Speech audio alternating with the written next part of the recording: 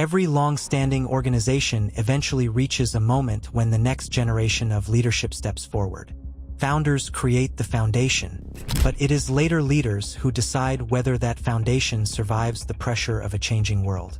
For the Pagans Motorcycle Club, one of the figures most often associated with the modern era of leadership is a man known by the nickname Conan. By the early 2000s, the biker landscape across the United States had changed dramatically. Federal investigations were expanding. Law enforcement strategies were evolving. And the public attention surrounding outlaw motorcycle clubs had intensified. The environment that existed when Lou Dobkin helped form the club in the 1950s was gone. In its place was a far more scrutinized world. For any organization with decades of history, this kind of shift forces difficult questions. How do you preserve identity while adapting to pressure? How do you maintain structure when scrutiny grows stronger? And how do leaders guide an organization through that transition? These questions define the era that Keith Richter would step into. Richter's reputation inside biker circles was built on discipline and authority. Nicknames often reflect personality. The name Conan suggested toughness, determination, and strength. In outlaw motorcycle culture, reputation matters.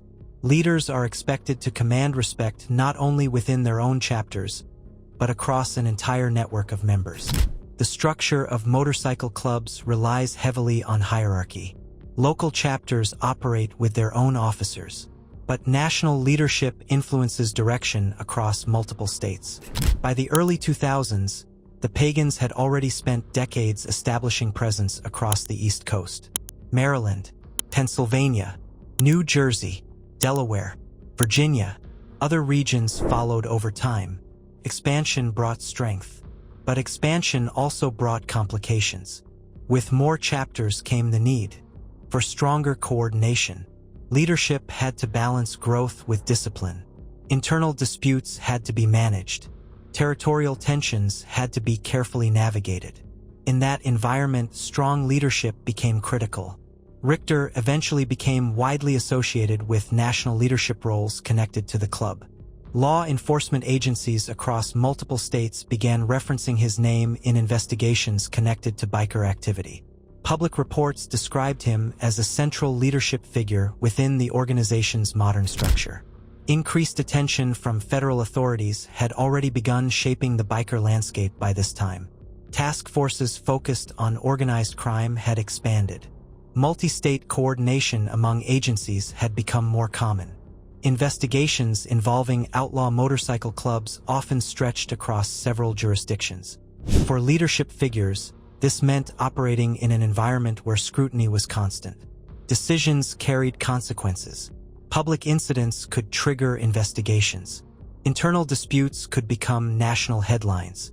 Maintaining stability inside an organization under those conditions requires careful balance. Too much aggression invites attention. Too much passivity risks weakening reputation. In the outlaw motorcycle world, reputation carries enormous weight. Respect can determine how rival groups interact. It can influence territorial disputes, and it can shape internal loyalty. Leaders are responsible for protecting that reputation. Richter's leadership era coincided with a time when motorcycle clubs across the United States were facing increased federal pressure. Racketeering laws allowed prosecutors to pursue entire organizations rather than just individual members. Wiretaps, informants, and surveillance became common investigative tools.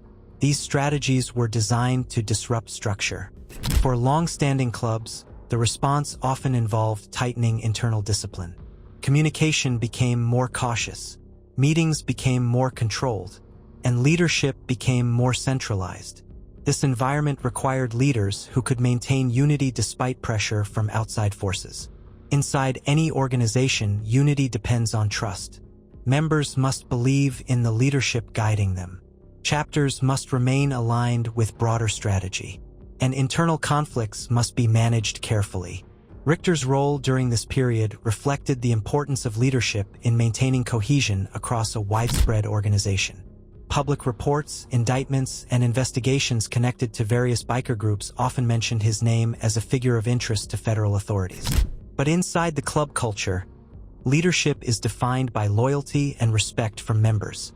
That respect is earned over time, through presence, through discipline, through commitment to the organization. Leadership figures become symbols of continuity. They represent stability during periods of change.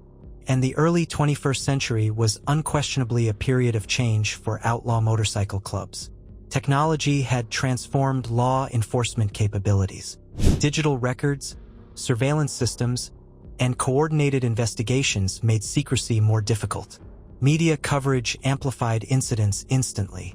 Stories that once might have remained local could now reach national audiences within hours. The biker world was no longer operating in the shadows it once knew. Adapting to this environment required leadership capable of navigating both internal culture and external pressure. Throughout history, organizations that endure long enough experience multiple leadership eras. Each era carries its own challenges. Founders focus on creation. Expansion leaders focus on growth. Modern leaders focus on survival in a world that is watching closely. Conan Richter became associated with that modern era.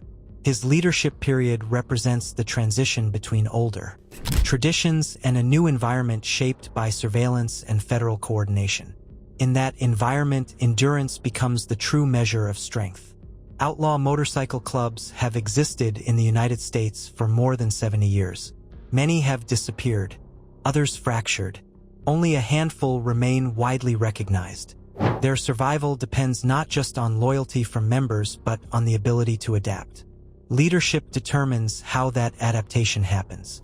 Richter's era reflects the challenge of guiding a long-standing organization through one of the most scrutinized periods in its history. The Norse fire that began decades earlier in Maryland had spread across the East Coast. But the modern world brought winds that could easily extinguish that flame. Maintaining the fire required discipline, structure, and leadership.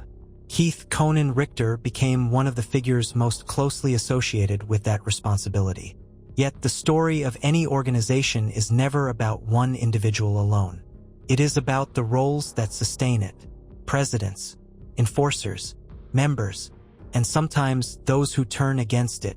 Because the next chapter of the story involves one of the most dangerous forces any organization can face: the insider. Next episode: the informant when brotherhood breaks.